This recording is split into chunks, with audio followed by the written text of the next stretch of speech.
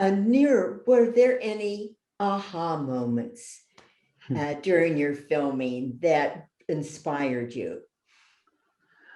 Um,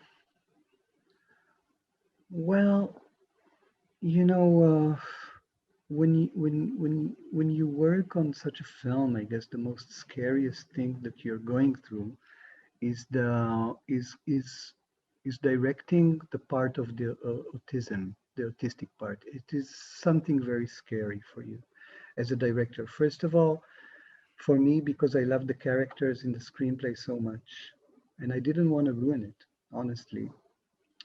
I was afraid that I will. Also, it's a big responsibility in directing. You want to present you want to present it right. And we had, for inspiration, we had Dana's brother. I wanted to cast him, but he didn't want to. His name is Guy. And we went on to, when we casted Uri, we went on to do research. We went to places of grown-ups on the spectrum, and we learned how special each one is in his special way, of course. But there was a turning point in the research when we were scouting for locations in the south of Israel, in Eilat. Eilat is very hard for the production to scout because you have to go 4 hours driving, or you need to take a plane. It's very expensive. It's a long day. You take the chiefs, the art director, the cameraman, production. You go to Eilat, and you have one day to fix a lot of locations, find them, and etc. And quite at the end of the day, going through finishing the day, we had a break. We ate, and everybody wanted to go back to Tel Aviv. I'm sorry about the cats. They just went through this operation, so there's two of them here. If you hear them, I'm sorry. Anyways, so suddenly while we were scouting, we saw in a restaurant, suddenly we sort of saw our story in front of our eyes. It was a single mom with her boy. And I was looking at them, and I saw the story. I understood that he's on the autistic spectrum, and they are together in a vacation in Eilat, which is so special and weird, huh? And I was a little bit embarrassed to approach them. I asked for the art director if she could approach them, and she did. And this was like a changing point in the research. We started meeting with them, Noam and me, and also Shai. We came to their house, and we started connecting and understanding so many things about the special connection between the dominant parent and the special need kid. We understood how the communication is so special, and we tried to show this in the first scene when the mother comes into the house. If you remember, the first thing she starts talking to her son, and she's saying, "You're gonna have horses and movies," and he doesn't hear anything she's saying. He's like nodding, yeah, yeah, yeah. And the father only says plates, forks, and he hears only him. There's like a tube of communication that we saw, and we tried to show that. Um, so I guess this was a sort of a eureka moment, understanding that, uh, uh, and also you understand how big is the love. You cannot imagine. Of course, you should imagine, but you cannot imagine, because I think it's a bigger love than I could understand. Because the really, for a parent to try and understand his kids, to really know how his special need kid feels, it's something that it's very demanding. And I think Dana, this is wanted to show, a lot of a lot of the parts that you don't usually see in films. Usually you know, when someone is with special needs on the autistic spectrum on a film, he would be like Rain Man. He would be a genius in some way or another. And Dana really didn't want that. You know, she wanted to show real life. Fortunately enough, you know, we got very good response from parents of kids on the spectrum saying that it's the first time that they saw a presentation of their life on screen, on any screen, which was very, very valuable for us. Wow, thank you. I saw the film twice Oh, preparing wow, for thank you. this. And what particular scenes were most difficult for you to direct?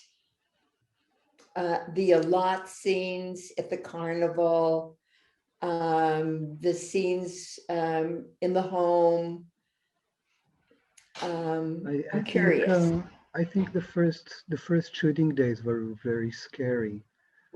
I guess it's always like this, you know. It's like the soup is not ready yet. You have all the materials inside, but it's not yet all together, you know, in the right taste. Everything is not there, and it's very scary. As I told you, I was very, very afraid. And slowly, slowly, I got more confident in the characters, and then when I felt more confident, they were more confident. Fortunately enough, the shooting days were like this that we almost shot the ending at the end. Of course, the most hardest scene was the ending scene, the separation. Hmm. And again, the research came into our help because Shai was completely there, you know, but Uri, I had to tell him just one thing, you know. I will not say his name of the kid because his mother will doesn't want any, you know, to to say names. But I told him, think of him separating from his mom, and that was enough for Noam to understand completely how to do this scene.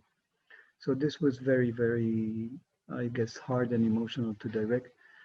Um, the whole yacht scene was very hard, but because the cast was the character who plays Shai's brother is a non-actor, so he's a documentary director. So maybe some of you noticed that he's like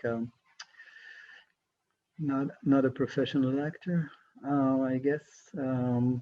Oh, it was very hard to direct the scene where he fights with this on the beach where he is doing the boxing with the guy who sells the lollipops, you say.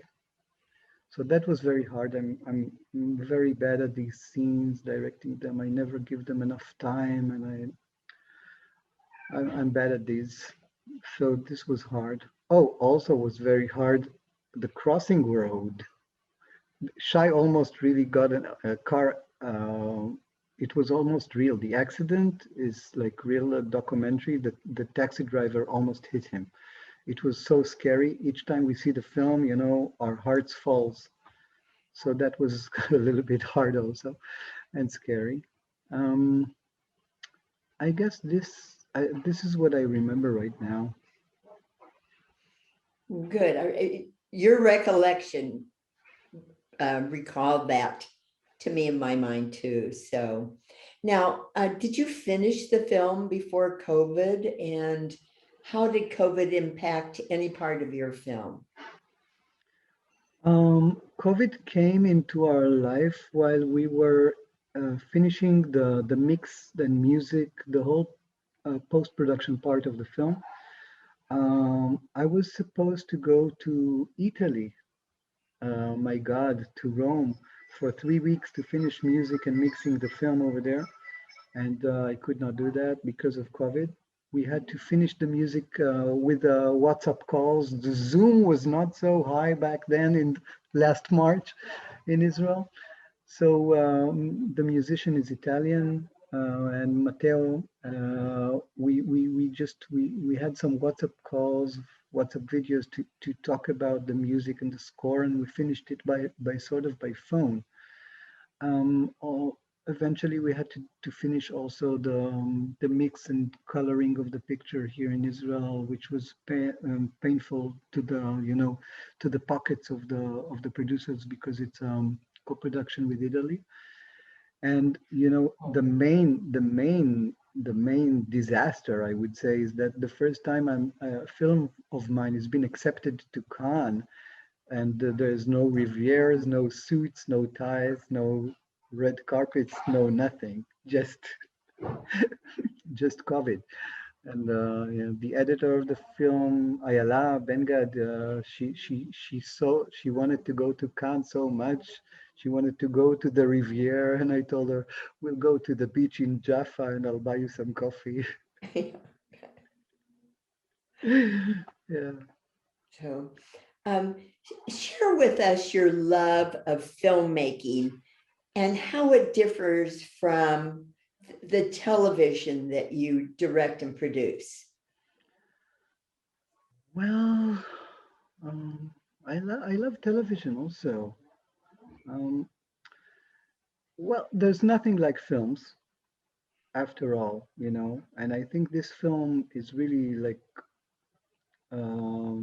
is the film I love best since Broken Wings, maybe, that I've done, because I guess it's a normal screenplay. After Broken Wings, I mean, I am happy with the films I did, but they were a little bit more broken in the screenplay. And this one, I told Dana a few weeks ago, I called her and I said, thank you for bringing to me back the love of cinema, because these are the films that I like, based on real characters going through a small arc in their life, relationships, with a tone, a bittersweet tone, which I really like. Very small film, but it does reach you, does reach your heart, and I hope so. And it's easier for me to love this film, maybe because I didn't write it. I just directed it, and so therefore it's easier for me to see its not to pick on the bad things, but to see the good things in it. Um, and but television is I love also, you know, television making. You can build a bigger arc and have a more epic story. And I always try to make television in a cinematical way. Um, but then again, it's very hard in Israel to make television, because you need to shoot so many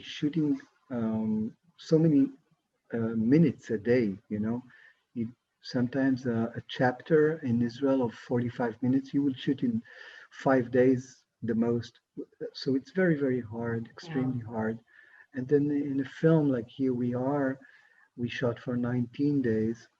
So that was okay for us. It's okay to shoot 19 shooting days. Of course, 20 would be better. So I love both of them, but I guess if I could really choose, really choose, I mean, financially, if I could support my family only from making films, then I would do that. Yeah.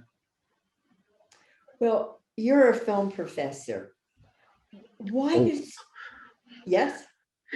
don't exaggerate. You know. Oh, okay. How do you call yourself at your, you I'm a teach teacher. film. I'm a teacher. Yeah, I teach films.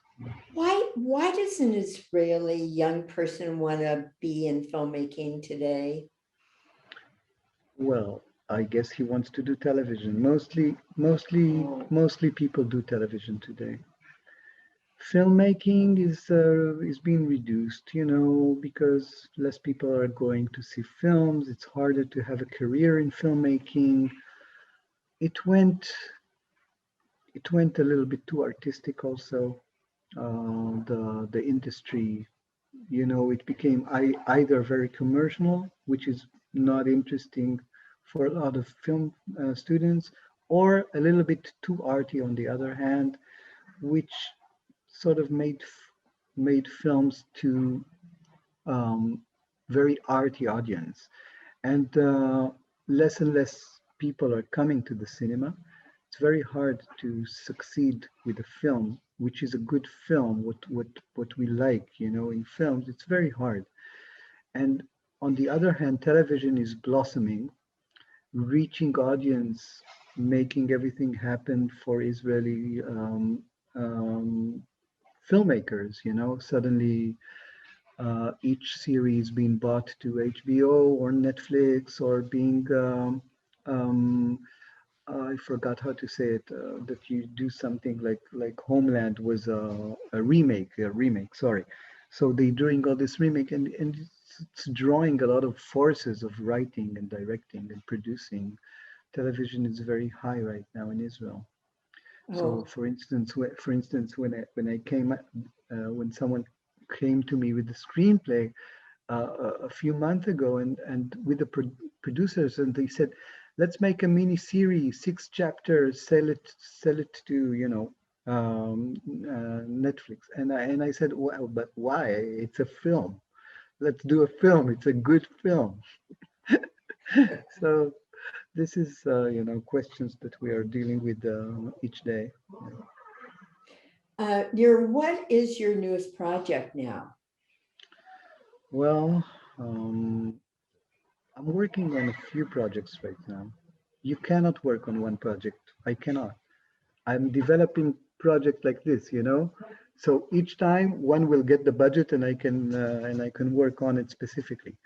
Um, and I found out that this thing of editing a screenplay and then directing is something that I like and make, and I can be able then to divide my time and to develop a few projects. So I have a few of them. One is finished and ready to be financed. It's a feature film actually in English. It's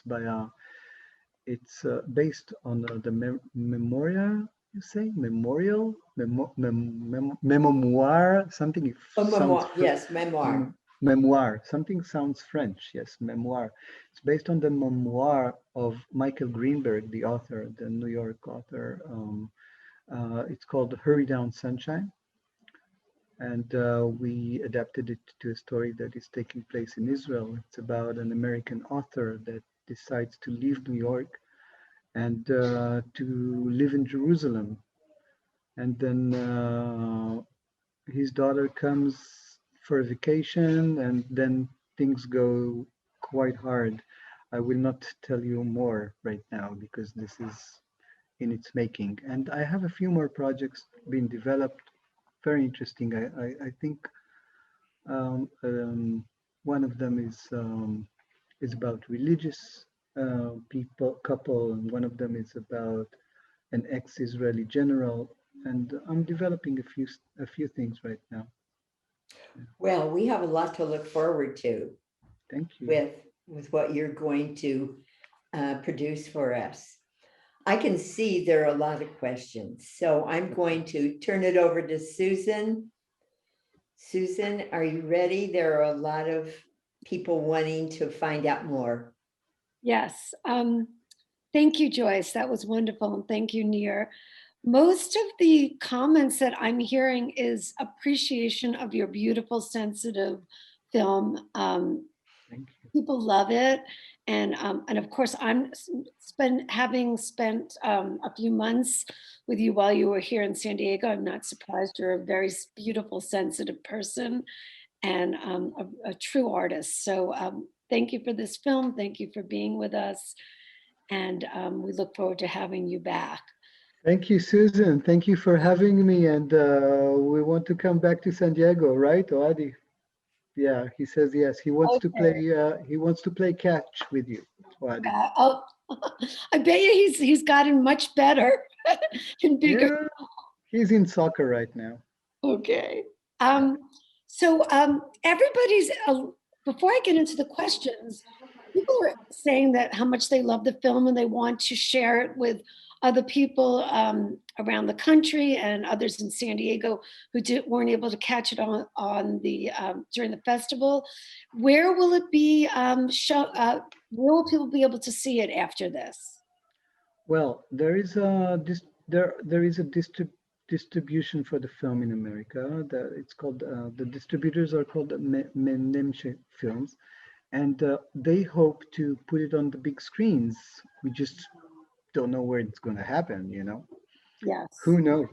Who knows? In Israel, cinemas have been closed since March. I don't know how is it in the States, but I guess they're waiting for the moment that they can open, that they can open on the big screens like the film deserves. I don't know. I don't know if they have a B plan. I think, for instance, right now this is their B plan. I mean, the Jewish film festivals, which the film has been in a lot of them. So, this is one option to check with Menemsha when is the next film festival that you can participate and see the film, and or wait for COVID to get away. Right, right. Yeah, Which we're all waiting for. yeah, I know. Um, okay, so I have two questions about the character of the father. Mhm. Somebody said the father seemed to be somewhat on the spectrum himself. A good And, question. and since autism is hereditary, um, they were wondering if that's how you were portraying him.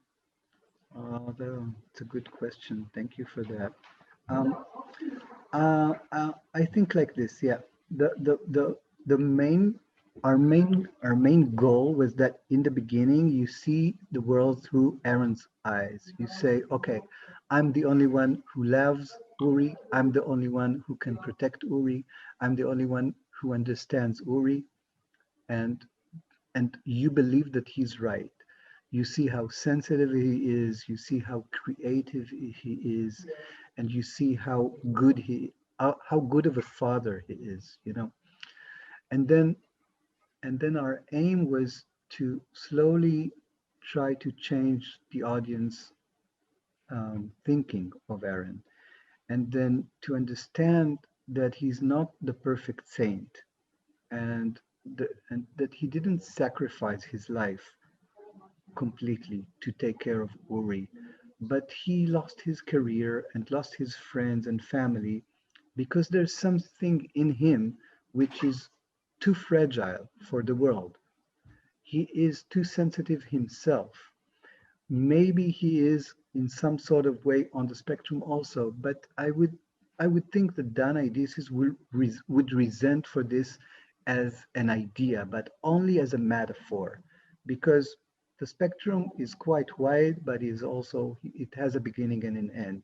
And so I wouldn't put him on the spectrum, but as a metaphor, absolutely.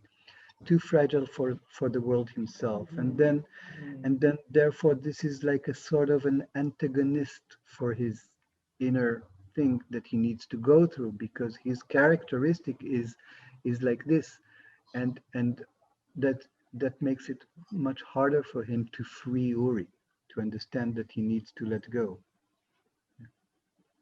Yes, and this is kind of a continuation of that question from someone else. They said that they were surprised at the ending and asked if you would please talk about directing the father's and Uri's growth. I'm sorry, Susan, I didn't completely understand. I lost a word or two and I lost the question. Oh, I'm sorry. So this person said that they were surprised at how the film ended, and they wanted you to talk about the progression of the growth the father went through, and also Ori's, so that he was able to be happy at the school. Well, maybe if the father could have let go earlier, Uri would be okay with this, with going to this place from the beginning. We don't know that, you know. The Right. main thing, the main thing for us through the second act of the film, when the escape, yeah, is to sort of hint moments of hint for the father that his kid, although on the spectrum, is growing up and is able for little changes and adaptate and could adapt, although it's very hard for him. And we tried to put these hints for him So when he reaches the moment, it would hit him, this understanding, but it won't come from nowhere. If you look at the film carefully, you would see that there's moments that he could go back there, and us as audience can go back to and think of if he could have seen, he would have known. Yes. So also we try to do this idea that you have with couples, when they fight on something, the couple, then each one is like blocked in his way of thinking, but only when someone lets go, then the other one can see the way the other one thinks. So this is also something that we try to do with Aaron and his wife. And for the ending, I think, the ending, I think, is a good ending. I think it's a feel-good ending. But then again, Aaron is staying there, and now he has to think about all the questions that you are pointing to, which is what happened to my career? Where did my life go? Should I call my ex? Should I call my brother? All the questions, because he was a little bit hiding behind the back of his son, so he doesn't need to see all this. Right. Um, Along those lines, somebody asked, what made you decide not to give more background about the relationship between the husband and the wife, the mother and the father? I personally feel like I didn't need to know anymore. It was pretty obvious that they were torn apart by the relationship with the son, but please expand on that. It's always these questions of how much you want to tell. In some of the drafts, we had one episode that he was meeting his father, Aaron, but then we decided that the father died. And because we wanted to understand how fragile he was as a kid and that he was going through violence, and we had the whole structure, the whole psychology structure. And then, you reduce to minimum, and you want to try to tell the story and let the audience imagine and understand for himself, or even choose options for himself. Maybe we reduced too much. I don't know, but I just know that we had more in our mind, and then it was like a Giacometti sculpture that you take off everything and it stays very thin. So this was what was left in the end. But we had a lot of discussion about it in the editing room, trying, um, to understand how much we need to say to tell, what is the minimum that we need to tell to understand maximum. This is, I guess, always the thing. Say minimum to understand maximum.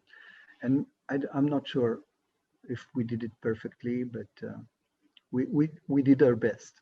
Well, a lot of audience members are saying that they were very happy with the ending, and you do this. Oh, well, this is something that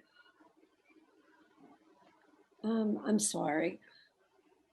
Well, another question is that someone asked who has seen many Israeli films that usually they recognize characters, recognize the actors who have played other characters in other films. I've gone through that too, and they've said that they didn't recognize any of your characters, and if that was done as on purpose. Were you looking for people who weren't widely used in film? Good. Yeah, I always do. But I'm sure they recognize Chaya Vivi, but if they haven't, it's because of the special outfit, or the way that we did, like his hair and styling. Yeah. A lot of people didn't recognize Shia Vivi. It was so strange. But he's, of course, a very known actor. He played in One Week and a Day, and Longing, and Atomic Falafel, and of course, a lot of TV series. So he's a very known actor in this film.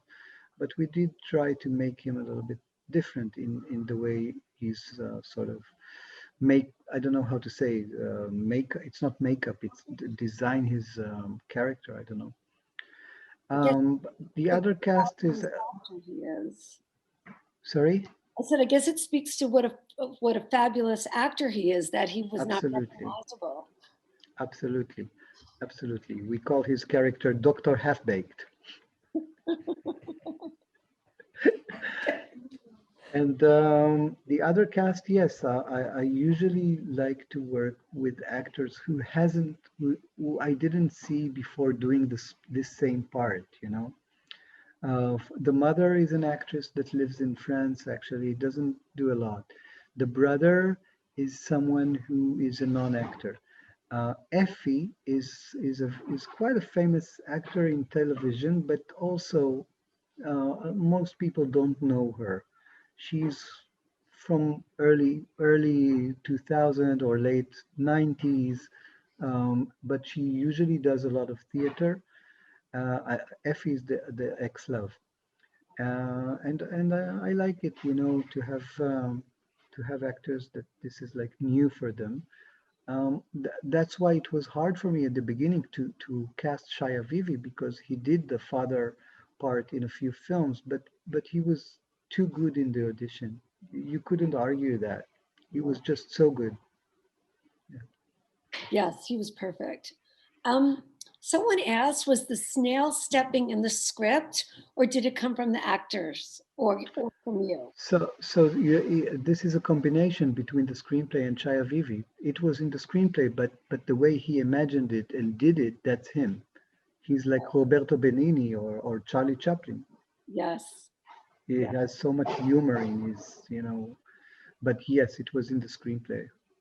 Okay, well, you're going to be very excited to hear this question. Um, Someone asked, if one wanted to invest in nuclear projects, how would that connection be made? Well, I would say, send me the money. We'll be happy to make that connection for you.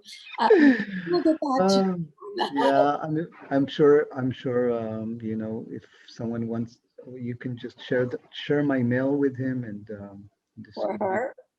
or her, or them. Here's another one. Mitch, keep me apprised of the time. Everyone, Nir has another interview following our interview, so we'll have to cut it off at a certain point. This person says the progression of the story and emotional development were perfect. The key issue is transition. And let me see if there's a question here. All humans have trouble with change, and an autistic child just has it degrees harder. The whole thing could have been handled better by all parties, but then you wouldn't have had a movie. I guess this is a comment about the movie. I agree. I'm just seeing, we just have a few more minutes, everyone. So just seeing. Oh, someone asked, did you consider casting an autistic actor as Uri? Yeah, of course. We even tried to do that. And as I said before, my wish was to cast Dana's brother, Guy. But he didn't want to. Also, I wanted to cast in the beginning Dana's father. We wanted to cast them. This was my bet, but but they didn't want to. And of course, we did some auditions. It's not an easy part to act, and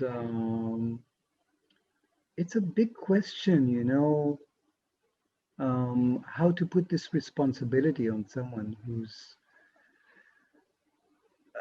you know, I have to admit that even when I work with non-actors on other parts, doesn't matter.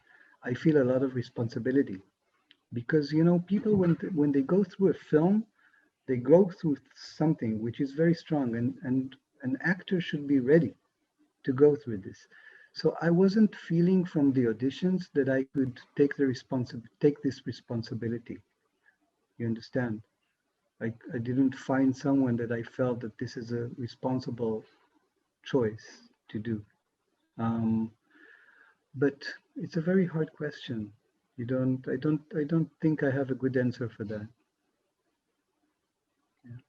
I think we did try to present autism all in all in the best way that we could, and of course relying on the screenplay and on the truth of it. I hope we did right. And from the reactions that we get from parents of children on the autistic spectrum, we feel that we did right. Well, I certainly agree. Somebody asked, did the idea to integrate Charlie Chaplin's The Kid with the story happen as inspiration for the story, or did it come later? I guess I'll have to go after this question. Yes. Which is another good questions, and as all of the questions have been. I think, as I told you before, Dana was basing the story on her brother, and he was going through changes. He was 13. It ended when he was 19, and the screenplay was adjusting all the time. And of course, Charlie Chaplin is his real love. And understanding that, she started adjusting the screenplay to The Kid by Charlie Chaplin. And if you look at The Kid now, you would see how many little there's so many little things that are connected. We even wanted to do the dream at the ending, but it was too much.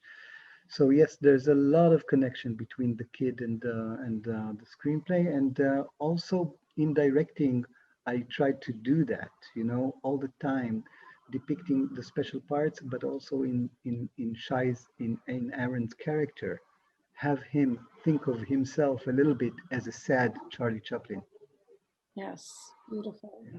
Nir, thank you so much for spending this. Thank you very much. Thank you. Keep in touch. Nir will be back in San Diego, hopefully sooner than later. And thank you. Thank you so much. Thank you. Thank you so much. Sorry, I have to go. I'm sorry. I need to. It was great. Thank you for having me. Thank you, Joyce. Thank you, Susan. Bye-bye. Bye. Thank you, everybody. Ciao. Ciao, ciao. Ciao. Thank you, everyone, for being here. Just a couple of announcements. Stay tuned for March 4th. We'll be doing a program on Israel's space innovation and that industry. And then on March 17th, we'll be doing a program on Israel's vaccination successes and what we, our city and country can learn from that. So thank you so much. Check our website and have a wonderful day. Thank you, Joyce. That was a wonderful interview. Thank you. Bye-bye.